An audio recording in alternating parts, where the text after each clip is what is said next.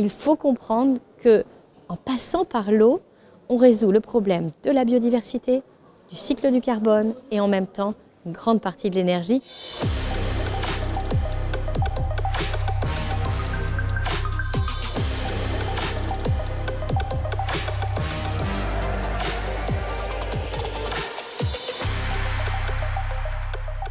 La prise de conscience de la problématique de notre dépendance à la ressource en eau pour les entreprises, bien sûr qu'elle est tout d'abord citoyenne. On doit tous comprendre qu'à un moment donné, il y a des gestes qui vont être plus favorables au fait de limiter nos consommations et donc de moins prélever dans la nappe qui est située à côté de chez nous.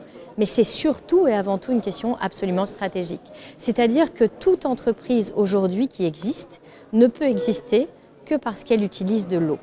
Et donc cette prise de conscience, il va absolument falloir l'avoir à l'heure où le cycle de l'eau nous raconte une nouvelle histoire sur Terre, tout simplement parce que quand vous augmentez les températures, vous augmentez directement et vous accélérez la vitesse du cycle de l'eau. Et donc on va avoir des passages dans des réservoirs beaucoup plus rapides. Et donc qu'est-ce que ça signifie pour une entreprise? On a l'impression que c'est très loin. Eh bien en réalité, ça va vouloir signifier, sur toute la supply chain par exemple, eh bien, plus d'inondations, plus de sécheresse, notamment un coût sur les denrées alimentaires qui va être plus élevé ou un coût sur certains process. Et donc on voit à quel point une entreprise qui avait pérennisé son système uniquement en s'appuyant sur l'intégralité des matériaux qu'elle utilise mais sans se poser la question de comment eux-mêmes sont faits, eh bien en fin de compte n'a regardé qu'un bout de la lorgnette.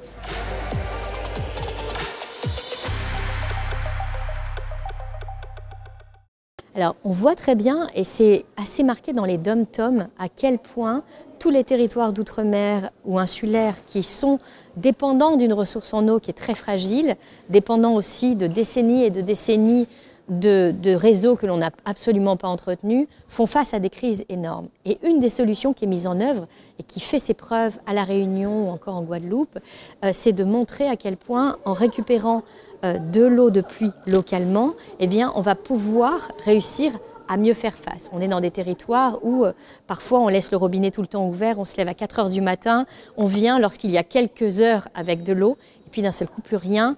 Sans aller dans ces extrêmes-là, on se rend compte à quel point le fait de travailler à l'échelle locale va agir à différents niveaux. D'abord, effectivement, il faut toujours se rappeler de la sagesse de nos anciens. Et quand on regarde les anciennes constructions, en France ou partout dans le monde, on avait des cuvelages enterrés situés sous nos maisons qui nous permettaient de récupérer l'eau de pluie. Et donc cette eau de pluie, elle va servir à plusieurs usages. Le premier, c'est qu'on est confronté à une explosion d'un risque qui s'appelle le risque de retrait-gonflement des argiles en France, c'est-à-dire qu'on va avoir un sol qui va se rétracter massivement dans le cas d'une sécheresse et à la prochaine pluie, il va gonfler d'un coup et on va avoir des lésions sur le bâtiment, des fissures, voire même parfois une inhabitabilité et on voit très bien que les assureurs ne suivent plus. Eh bien, pour ça, il existe une solution très simple. En récupérant l'eau de pluie, peu importe par quel moyen, que ce soit à travers les conduites, à travers notamment les tuiles ou encore dans des cuvelages enterrés, eh bien, toutes ces solutions vont permettre de réhydrater les sols durant cette phase extrême et vont éviter au sol de subir une trop grande sécheresse et d'atteindre le bâtiment.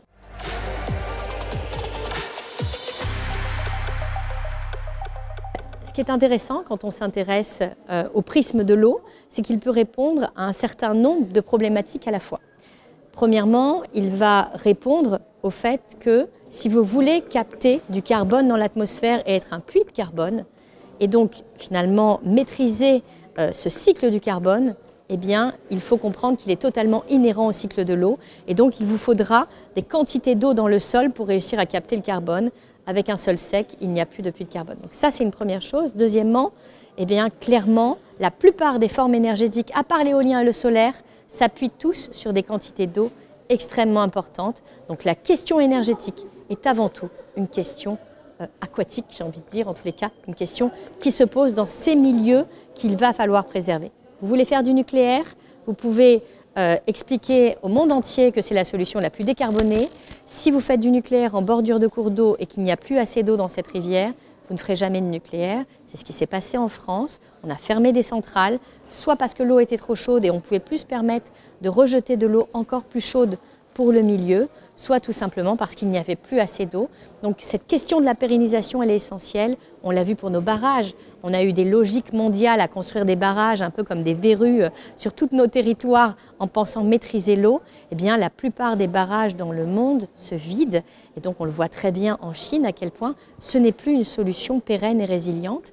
Donc, il faut comprendre qu'en passant par l'eau, on résout le problème de la biodiversité, du cycle du carbone et en même temps une grande partie de l'énergie. Et surtout, on restaure cette capacité d'avoir de l'eau sur nos territoires pour le milieu qui en a le plus besoin, c'est-à-dire le vivant, la nature.